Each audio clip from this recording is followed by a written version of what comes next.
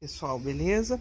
Hoje vamos fazer aqui um vídeo para eu falar um pouco a respeito das minhas primeiras impressões ao guiar o Jeep Compass na versão Longitude 2.0 Tiger Shark com 166 cavalos e 20,5 kgfm de torque flexível. Bom, a primeira impressão que eu tive a respeito do Compass é que ele é um trabalho muito bem executado. Ele é o projeto 551 da FCA. Ele é uma derivação do Jeep Renegade e também um pouquinho da Toro. Mas só que ele é muito... Eu senti um carro muito melhor construído, muito mais sofisticado.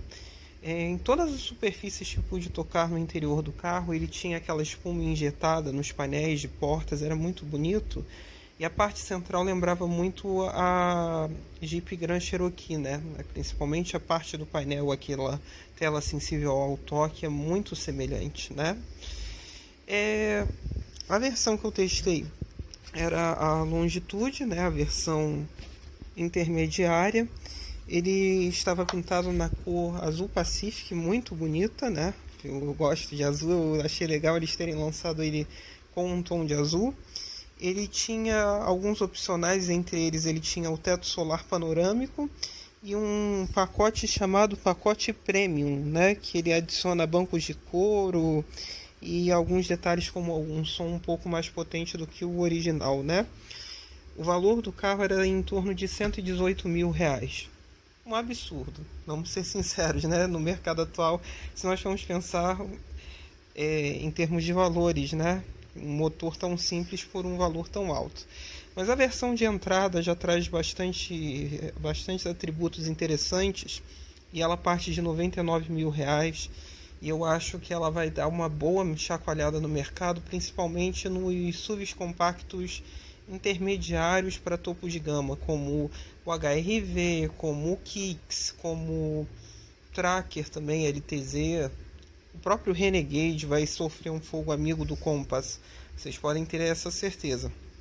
E contra o iX35, então é um verdadeiro esculacho, né? Porque o iX35 está super desatualizado e não chega nem aos pés do acabamento desse Jeep, tá? Que ele está muito bem executado mesmo. E já desde a versão base ele tem controle de tração e estabilidade, coisa que o iX35 só vai ter nas versões de topo, tá? Agora eu acho que talvez a parte mais interessante, como é o desempenho desse motor 2.0 Tiger Shark, né? Afinal de contas, o motor 1.8 Flex do Renegade, ele sofre muitas críticas quanto ao desempenho. Bom, temos que levar em consideração que esse carro ele é relativamente muito pesado, né? Ele pesa 1.646 kg. Isso para um motor 2.0 é bastante coisa. Mesmo ele tendo 20,5 kgfm, ele não é um dos mais torcudos, né? Um dos 2.0 aspirados mais torcudos do mercado.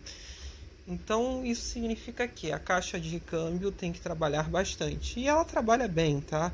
Ele nunca hesita em trocar marchas, ele ao mínimo tocar no acelerador, ele já está reduzindo marcha, ele sentiu que começou a subir, ele já reduz marcha para você sempre estar na faixa de o melhor torque do motor, né? O que eu achei bastante interessante é o variador de fase que trabalha bem o motor, então você nunca fica naqueles buracos de potência, né? Ele sempre tem um motor um pouquinho forte.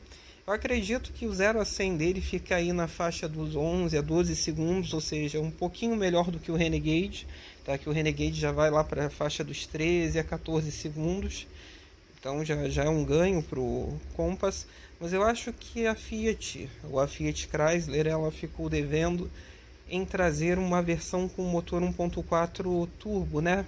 O antigo T-Jet, ele poderia ser adaptado aí e colocado nesses carrinhos, como existe na Europa com o Renegade, tá? Que daria um desempenho muito mais interessante. Ou o possível futuro 2.4 Tiger Shark que deverá existir na Toro, que esse sim deve dar um bom desempenho a esses carros e merecido também, tá? Será bem mais interessante. Mas esse 2.0 não faz feio e não te deixa inseguro em hipótese alguma. Agora, é um SUV de tração dianteira, ele é bastante alto, ele tem muita tendência a sair de frente, natural, não tem nenhum mistério quanto a isso, né? Não é o carro mais indicado para você fazer aventuras radicais, a não ser que você pegue uma versão a diesel e principalmente o Trailhawk, por ter uma suspensão um pouco mais elevada, igual a esse que está aparecendo nas imagens, né? Mas esse eu não tive a oportunidade de testá-lo.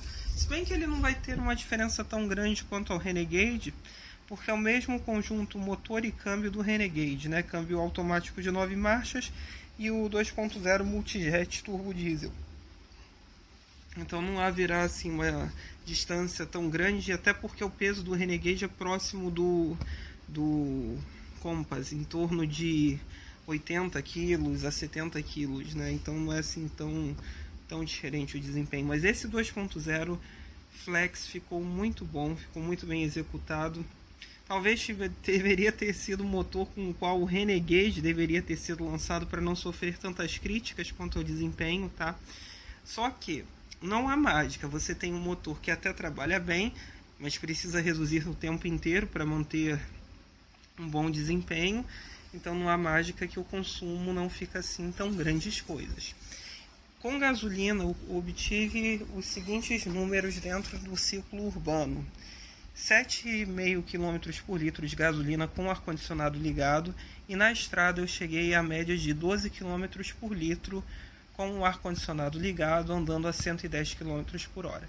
Considerando a altura do carro, o peso do carro, o coeficiente aerodinâmico do carro, que também não é grandes coisas, são marcas aceitáveis. Não tem mágica, né? Não tem mágica. Não adianta que não tem mágica, que é muito peso para ele carregar com esse motor. Então, o consumo nunca vai ser assim tão grandes coisas. Com o motor a diesel, isso já muda um pouco, porque aí você tem uma autonomia bastante interessante, maior, né? Mas enfim, eu senti também que a direção dele é um pouco mais leve do que a do Renegade, tá? Isso é uma impressão que fica bem clara.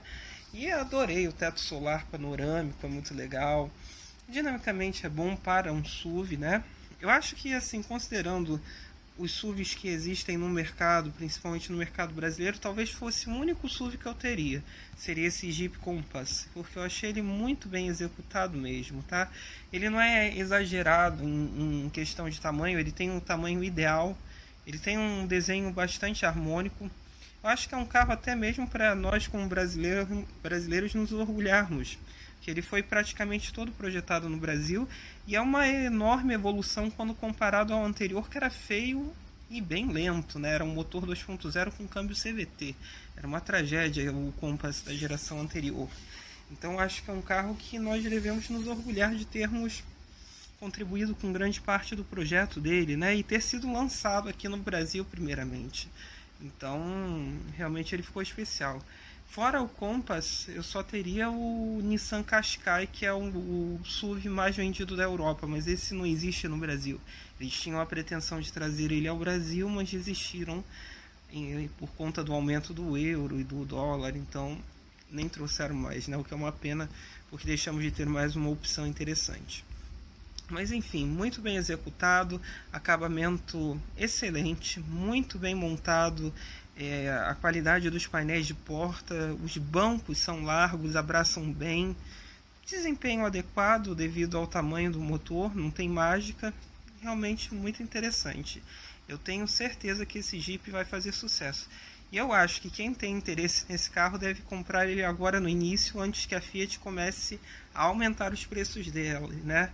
Porque com certeza vai aumentar, porque a demanda vai ser grande. Podem ter certeza disso, porque o carro está muito bom mesmo. Tá ok, pessoal? Curtam, compartilhem, se tem alguma dúvida